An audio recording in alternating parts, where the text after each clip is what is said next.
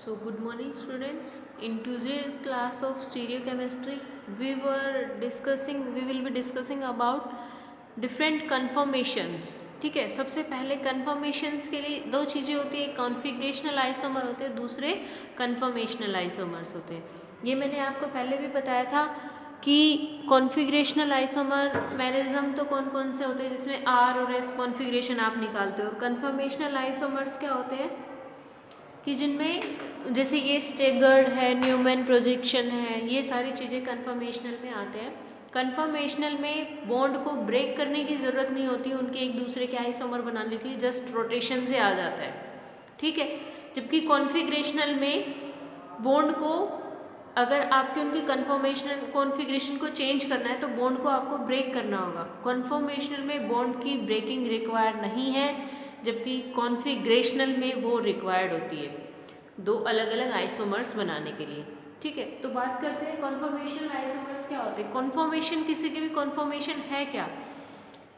3D arrangement of atoms in space. Space में किसी एक मॉलिक्यूल के डिफरेंट एटम्स की कैसे अरेंजमेंट है space of atoms of a molecule which are interconvertible by rotation, कि उनको एक दूसरे में इंटर कन्वर्ट कर सकते हैं सिर्फ रोटेशन के थ्रू. जबकि कॉन्फ़िगरेशनल में क्या था, वही 3D arrangement of atoms in space था, but they are not convertible to each other by rotation. They are convertible to each other by R और एस में आप उनको कब चेंज कर सकते हो, जब आप ब्रेकिंग ऑफ बॉन्ड करते हो. यहाँ पे क्या करते हो, रोटेशन ऑफ बॉन्ड करते हो. ठीक है, तो इसमें जैसे हम डिफरेंट कन्फर्मेशंस बना के चलते हैं. ठीक है, अलग अलग साइंटिस्ट हैं जिन्होंने अलग अलग दिया. सबसे पहले हमारे पास जैसे एग्जाम्पल लेके चलो इथेन का. ठीक है, तो इथेन के लिए क्या होगा, इथेन का फॉर्मूला होता है C2H6. इस तरीके का जो आपका प्रोजेक्शन होता है इसको हम बोलते हो फिशर प्रोजेक्शन. क्या बोलते हो, फिशर प्रोजेक्शन, FISCHER, कि जिसमें हम मोलिक्यूल के स्ट्रक्चर को हम बोर्ड पे ऐसे जो आप दिखाते हो हॉरिजॉन्टली और वर्टिकली फॉर्म में, वो आपका क्या आता है, फिशर प्रोजेक्शन होता है. तो इथेन का फॉर्मूला यही होगा, यहाँ पे कार्बन 1 है, यहाँ पे कार्बन 2 हो गया, 3 हाइड्रोजन है और 3 हाइड्रोजन है. इसका मतलब है कैसे, ये अगर आप एग्जैक्टली देखो इस कार्बन पे ये तीनों के अंदर ये दिखा आपको ऐसे रहेंगे 90 डिग्री है, बट इनमें 90 डिग्री का एंगल नहीं होता. इनमें कितना होता है, CCC sp2, ये sp3 हाइब्रिडाइज है. ये वाला कार्बन जो है ये sp3 हाइब्रिडाइज है या नहीं भैया. आपके पास एक होता है, एक कार्बन के ऊपर 4 बॉन्ड है, तो ये क्या हो गया भैया, sp3 हाइब्रिडाइज. sp3 में बॉन्ड एंगल कितना होता है, 109 डिग्री 28 मिनट. ठीक है, तो इनमें 90 डिग्री का एंगल नहीं होता, उससे बड़ा होता है. ठीक है, और इन दोनों में भी आपस में 180 डिग्री का एंगल, इन दोनों में आपस में 180 डिग्री का एंगल होता है कार्बन कार्बन में. ठीक है, इस तरीके से होता है. अब इससे हमें जो प्रोजेक्शन बनाने होते हैं वो या तो शाहोर्स बनाने होते हैं या न्यूमैन बनाने होते हैं. आपके पास शाहोर्स या न्यूमैन, दो अलग अलग साइंटिस्ट ने. पर शाहोर्स की खुद की दो कन्फर्मेशन है, itself 2 conformations, eclipse as well as staggered. देखो जहाँ पे इक्लिप्स का मतलब आ जाए, मतलब ये रखना कि इक्लिप्स एक दूसरे के बिल्कुल पास है, एक दूसरे के बिल्कुल ऊपर नीचे है. ठीक है, और स्टैगर्ड में उनमें डिफरेंस रहेगा. स्टैगर्ड में मतलब उनमें डिफरेंस रहेगा. तो जो शाहोर्स का प्रोजेक्शन है वो आपको ड्रॉ कैसे करना है, वो आपको ऐसे ड्रॉ करना है. आपके पास जैसे दो कायरल सेंटर आते हैं, दो कार्बन के सेंटर है, तो आपको क्या करना है, एक वाई बना दो. ये इसका मेथड है ड्रॉ करने का. सिमिलरली दूसरा वाई बना दो, दोनों के सेंटर को आपस में मिला दो. ये आपके पास स्टैगर्ड, ये आपके पास शाहोर्स कन्फर्मेशन बन गई. कौन सी कन्फर्मेशन बन गई है, शाहोर्स. अब ये शाहोर्स की कौन सी कन्फर्मेशन है, जब हमारे पास ये ऊपर का वाई दोनों सेम सेम हो, तो ये मेरे पास क्या है, इक्लिप्स कन्फर्मेशन है. सेम सेम है मतलब बिल्कुल, अगर मैं इस वाले पार्ट को उठा के इसके ऊपर रखती हूँ तो मेरा एग्जैक्टली दूसरा वाई यहाँ से खत्म होकर इसके ऊपर आ जाएगा. ये मेरा क्या है, इक्लिप्स है. ठीक है, दूसरी चीज, अगर मैं इसी को रख के एक इस y को उल्टा कर देती हूँ, इसको 180 डिग्री से मैं रोटेट कर देती हूँ, तो क्या हो जाएगा, इसका नीचे वाला पार्ट ऊपर चला गया और ये दोनों नीचे आ गए. ठीक है, इसमें अगर मैं रखूंगी तो कैसे आएगा मेरा, ये वाला कहीं आएगा, ये दो यहाँ आएंगे हाइड्रोजन. इसका मतलब ये बिल्कुल एग्जैक्टली ऊपर नहीं आ रहा है, ये उनके एंटी आ रहे हैं. आ रहे हैं एंटी, तो इसको क्या बोलते हैं, स्टैगर्ड कन्फर्मेशन। क्या बोलते हैं, स्टैगर्ड। बिल्कुल एंटी तो नहीं आ रही है, 3 चीजें आएंगी इसमें, इक्लिप्स्ड, स्टैगर्ड और एंटी। और भी आएंगी साइक्लोहेक्सेन में, गोचे वगैरह, ठीक है, बट मेनली अगर फिलहाल अभी इस पे आए तो इसी को देखते हैं। स्टैगर्ड का मतलब उनमें थोड़ा सा डिफरेंस होगा, ठीक है। इक्लिप्स का मतलब बिल्कुल भी डिफरेंस नहीं होगा। एंटी का मतलब होता है बिल्कुल 180 डिग्री पे। तो यहाँ पे ये एंटी नहीं आया, देखो ये हाइड्रोजन पहले जो ये यहाँ था अभी यहाँ आया कोई, अगर एंटी होता तो इसको बिल्कुल अपोजिट में जाता, बिल्कुल अपोजिट में नहीं। अगर आप देखोगे दोनों में, या इस वाले वाई को मैं यहाँ ड्रॉ कर देती हूँ तो इस तरीके से आएगा। तो नीचे वाला हाइड्रोजन और ऊपर वाले में कितने का डिफरेंस हो गया, 180 डिग्री का नहीं हुआ है, यहाँ से यहाँ तक का बॉन्ड का डिफरेंस है, ये 180 डिग्री नहीं है, ठीक है। तो जब तक 180 डिग्री नहीं है हम इसको क्या कहेंगे कि ये क्या है, मेरे पास स्टैगर्ड कन्फर्मेशन है। तो ये आपको साहोर्स को ड्रॉ करना है, 2 वाई है, दोनों को मिला दो, एक वाई को उल्टा करके मिला दो, तो वो क्या हो जाता है आपका स्टैगर्ड कन्फर्मेशन। अगर इक्लिप्स्ड फॉर्म आप न्यूमैन की ड्रॉ करना चाहते हो तो न्यूमैन क्या कहता है, इनमें सब में कुछ नहीं है, ये पहले वाला कार्बन है, दूसरे वाला कार्बन है, अलग अलग डिजाइन करें कि किस तरीके से हम ड्रॉ कर सकते हैं इनको। तो न्यूमैन क्या करता है, एक कार्बन मैंने ये वाला मान लिया, ठीक है, मान लो ये C1 ही मान लिया, बाहर वाला कार्बन, ठीक है, जो मेरे को बिल्कुल सामने दिख रहा है, उसमें 3 हाइड्रोजन लगे हुए, तीनों का बॉन्ड एंगल आपस में कितना है, 120 डिग्री का है। कितना है, 120 डिग्री का। यहाँ पे मैंने क्या लगा दिया, 3 हाइड्रोजन 120 डिग्री। इसके जस्ट पीछे अगर मेरी इक्लिप्स्ड फॉर्म है तो इसके जस्ट पीछे सेम एज इट इज ये वाला वाई होगा या नहीं, ठीक है। तो ये बिल्कुल इसके पीछे कार्बन है, इसका मतलब मुझे वो कार्बन दिखाई नहीं दे रहा है, तो इसलिए मैं उसको डॉट से रिप्रेजेंट करती हूँ। किससे रिप्रेजेंट करती हूँ, डॉट से। ये क्या हो गया, C2, पहले क्या था ये C1, इस पे सेम के सेम एचएच लगे हुए हैं, यहीं पे एचएच आ जाएंगे, बिल्कुल वही 120 डिग्री का आपस में तीनों में डिफरेंस। तो कहाँ आएंगे मेरे एचएच, कुछ इसके पीछे, एक इसके पीछे, मैंने दिखा दिया कि हाँ भी इसके पीछे होगा, बाकी एक्जेक्टली आपको दिखेगा तो नहीं, ठीक है। तो इस एच में और इस एच में कितना बॉन्ड एंगल होगा, 0 डिग्री का। कितना बॉन्ड एंगल होगा, 0 का। और इसमें आपस में कितने का है, 120 डिग्री का। जब 0 डिग्री है तो मेन न्यूमैन की कौन सी प्रोजेक्शन है, ये इक्लिप्स्ड।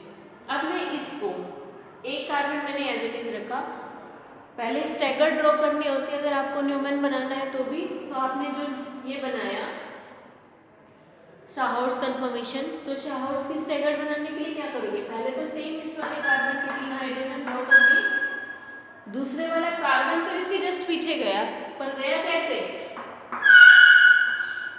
इस तरीके से आ गया इसके 3 हाइड्रोजन आ गए, नहीं मतलब कार्बन तो आपको नहीं दिखेगा, पर कार्बन के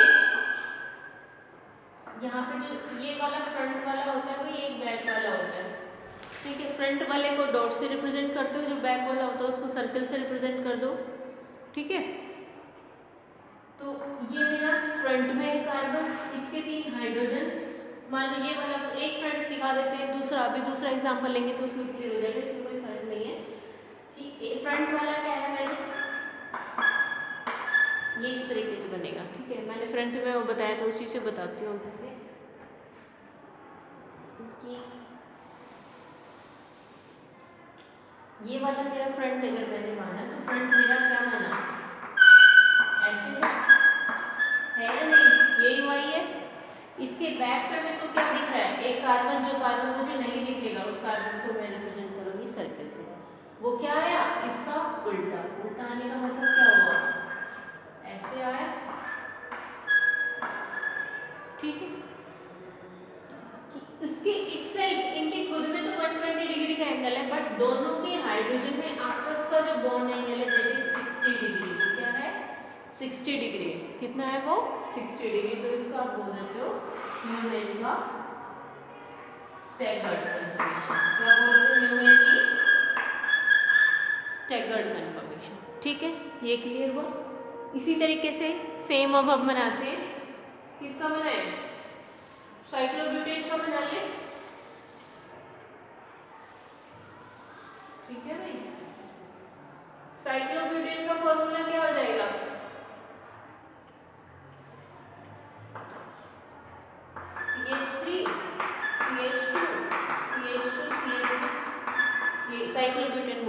सॉरी नॉर्मल एन ब्यूटेन का, एन ब्यूटेन का फॉर्मूला ये हो गया आपके पास। ठीक है, अब इसको ड्रॉ करो। कैसे ड्रॉ करोगे? इसका सिमिलरली फिशर प्रोजेक्शन बनाओ इसका। ये C1 मान लो, ये C2 मान लो। ठीक है, इस कार्बन पे 2 हाइड्रोजन है, 2 हाइड्रोजन, तीसरा क्या है CH3, इसमें भी क्या है 2 हाइड्रोजन, एक CH3। ये बन गया है नहीं आपके पास, ये इसका फिशर प्रोजेक्शन है। ठीक है, अब इसका साहॉर्स हम ड्रॉ करते हैं। इसके साहॉर्स के लिए मेरे को क्या करना पड़ेगा? By second by. ठीक है, इस पे 3 ग्रुप कौन कौन से लग रहे हैं? देखो, जो अलग ग्रुप होता है ना उसको नीचे ले लो आप, नीचे ही लिया जाता है। कौन सा ग्रुप? जो ये ऊपर बच गया, ये नीचे बच गया, इसको आप कहाँ लेते हो? उनके नीचे लेते हो। जो एक सिंगल साइड है, 2 साइड सेम साइड आप क्या लोगे? H और H। ठीक है, तो आप क्या ले लिया?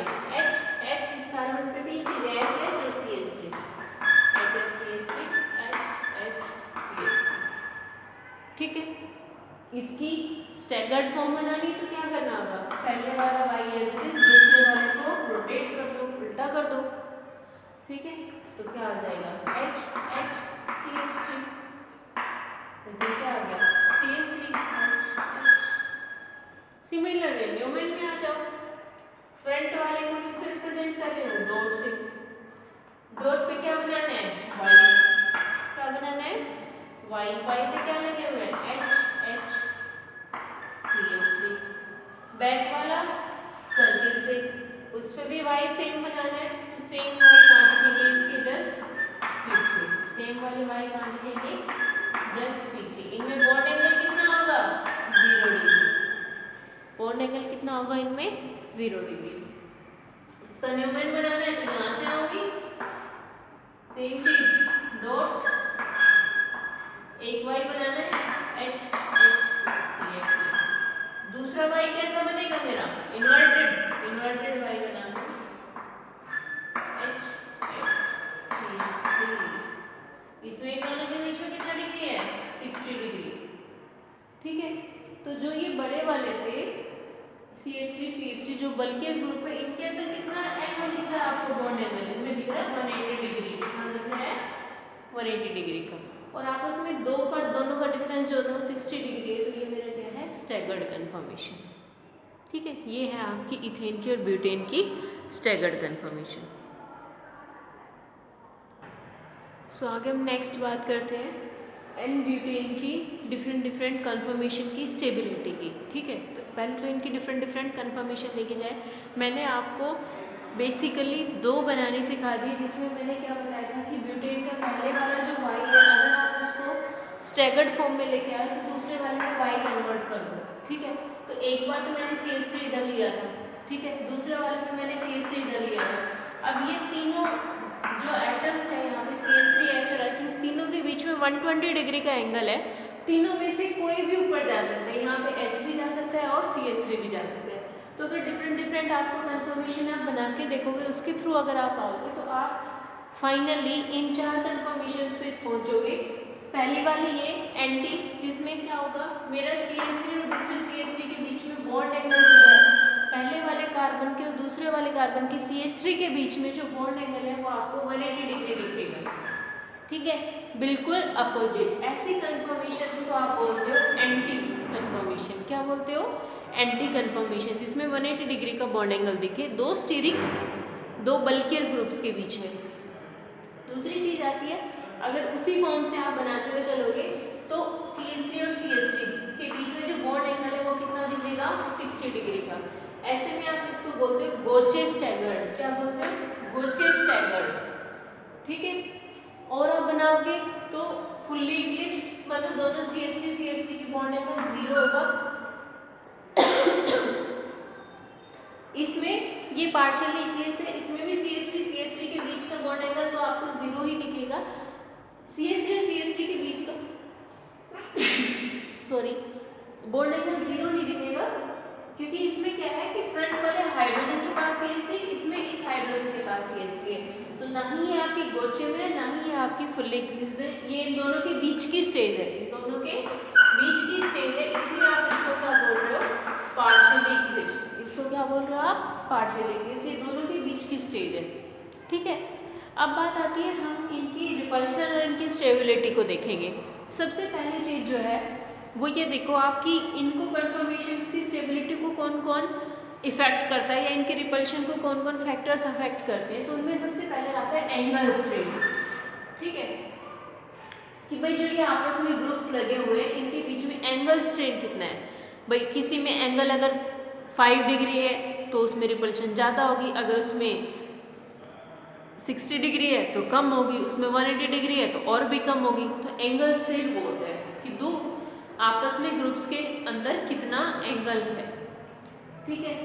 दूसरा टॉर्सनल स्ट्रेन। टॉर्सनल स्ट्रेन आपके पास क्या होता है, इलेक्ट्रॉन क्लाउड का, जैसे आपके पास ये फुल्ली इक्लिप्स्ड वाला है तो इसमें क्या है मेरे पास इस कार्बन का और इसके पीछे एक कार्बन, मेरे दो कार्बन है, एक ये वाला कार्बन एक ये वाला कार्बन। इन कार्बन के इलेक्ट्रॉन क्लाउड को जो इनके ऊपर हाइड्रोजन लगे हुए हैं या जो इनके ऊपर ग्रुप लगे हुए हैं, जैसे इसमें एक तो हाइड्रोजन लगा हुआ है और दूसरा क्या लगा हुआ है CH3, तो हाइड्रोजन वाला तो जो है इसमें टॉर्सनल स्ट्रेन पैदा नहीं कर रहा क्योंकि इनका इलेक्ट्रॉन क्लाउड जो है वो इक्वली स्प्रेड है। जबकि CH3 वाला बल्कि हो गया है तो उसमें क्या इलेक्ट्रॉन क्लाउड ज़्यादा आ गया, तो इलेक्ट्रॉन क्लाउड जो है आपस में इन कार्बन के बॉन्ड को भी अफेक्ट करते हैं। ठीक है, वो आपके पास टॉर्सनल स्ट्रेन होती है। तो जब वो बॉन्ड को अफेक्ट करेंगे तो क्या होगा आपके पास वहाँ पे रिपल्शन ज़्यादा बढ़ जाएगा। और क्या आता है आपके पास dipole dipole interaction. Dipole dipole interaction अभी साइक्लोहेक्सेन में बता दूंगी। स्टीरिक फैक्टर यही हो गया कि बल्कि दो बल्कि ग्रुप आपस में, भाई मेरे पहले वाला कार्बन यहाँ है दूसरे वाला कार्बन यहाँ है, एक CH3 ग्रुप अगर यहाँ हाइड्रोजन लगा हुआ था यहाँ भी हाइड्रोजन लगा हुआ था, दोनों हाइड्रोजन अपनी जगह पे आराम से थे। ठीक है, अब यहाँ पे CH3 आ गए तो यूँ बल्कि हो गए ना, तो दोनों के बीच में क्या हो गया रिपल्शन बढ़ गया। ठीक है, तो वो आपके पास स्टीरिक फैक्टर आता है। तो ये जितने भी सारे फैक्टर्स हैं ये सब के सब क्या है रिपल्शन को बढ़ाते हैं, उनकी स्टेबिलिटी को डिक्रीज करते हैं। ठीक है, तो अगर आप रिपल्शन की बात करते हो तो सबसे ज़्यादा रिपल्शन जो होती है वो फुल्ली इक्लिप्स में आती है, फिर पार्शियली इक्लिप्स में, फिर गोचे में, फिर एंटी में। एंटी में सबसे कम रिपल्शन होता है। अगर स्टेबिलिटी की बात करते हो तो क्या हो जाएगी इसकी उल्टी, स्टेबिलिटी इसका क्या हो जाएगा रिवर्स, कभी एंटी फिर गोचे फिर पार्शियली इक्लिप्स फिर फुल्ली इक्लिप्स। ठीक है, तो आपको ज़्यादा हल्का सा आइडिया होने की ज़रूरत है, बहुत ज़्यादा करने की ज़रूरत नहीं है। मेरे हिसाब से ये समझ में आ गया होगा। इसके बाद चलते हैं साइक्लोहेक्सेन पे। Now the next one is stereochemistry sorry conformations of cyclohexane. Cyclohexane आपके पास क्या होता है ये फॉर्म होता है। ठीक है, तो इसकी डिफरेंट डिफरेंट कन्फर्मेशंस होती है। ये वाली जो इस तरीके से बनती है, ऐसे बनाना, एक बॉन्ड बड़ा एक छोटा, इधर ऐसे कर देना और नीचे ऐसे कर देना, तो ये आपके पास क्या कहलाती है चेयर फॉर्म होती है। इसकी दो फॉर्म्स होती है, एक ऐसे और एक ऐसे। ठीक है, इनमें कुछ नहीं होता, flip flop of this bond, ये इक्वेटोरियल बॉन्ड है, इसका आपस में फ्लिपिंग होकर इससे ये दिख जाती है। ठीक है, उसके बाद दूसरी आती है हाफ चेयर। इसमें क्या करा, इस वाले कॉर्नर को उठा के बीच में ले आए। ट्विस्ट बोट, ट्विस्ट में क्या करा इंटर क्रॉसिंग कर दी, फिर वो बोट। इस तरीके की इसकी डिफरेंट डिफरेंट कन्फर्मेशंस होती है। ठीक है, ये कैसे बनानी है ये खुद अपने बनानी सीख लो।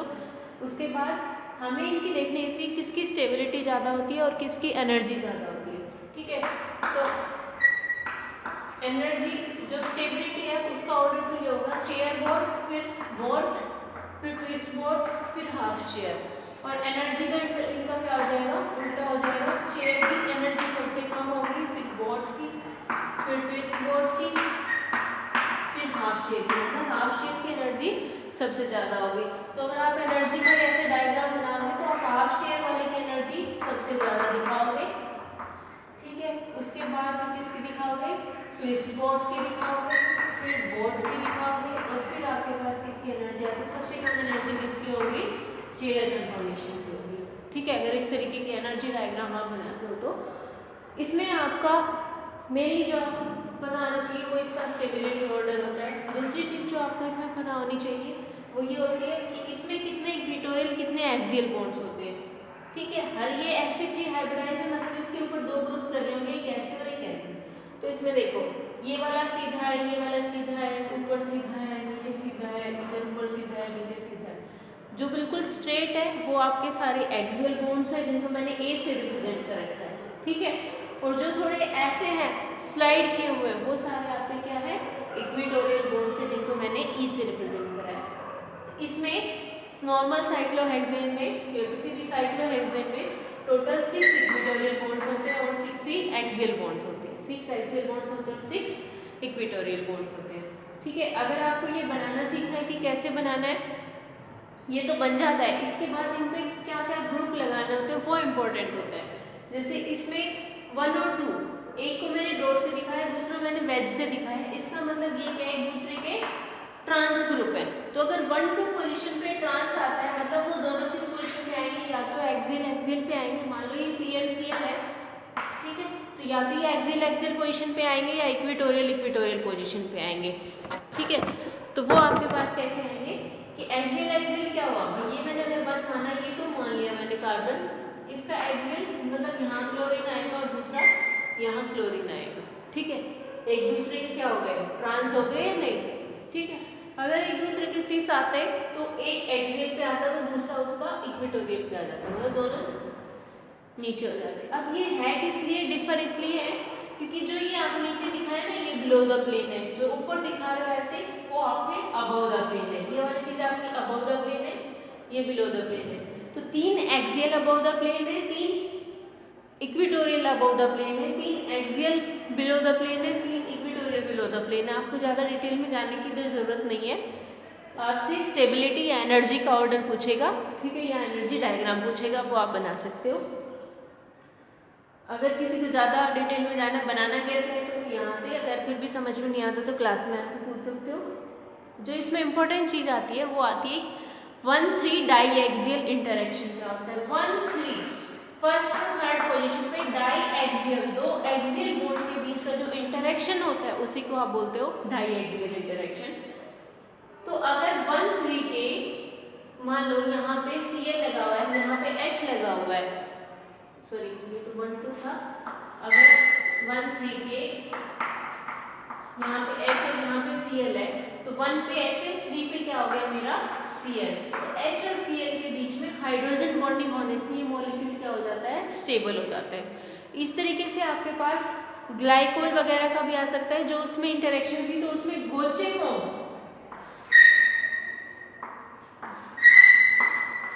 H है, ठीक है। अगर ग्लाइकोल की आप बात करोगे तो सॉरी OH है, क्या होता है ग्लाइकोल, CH2OH और CH2OH होता है।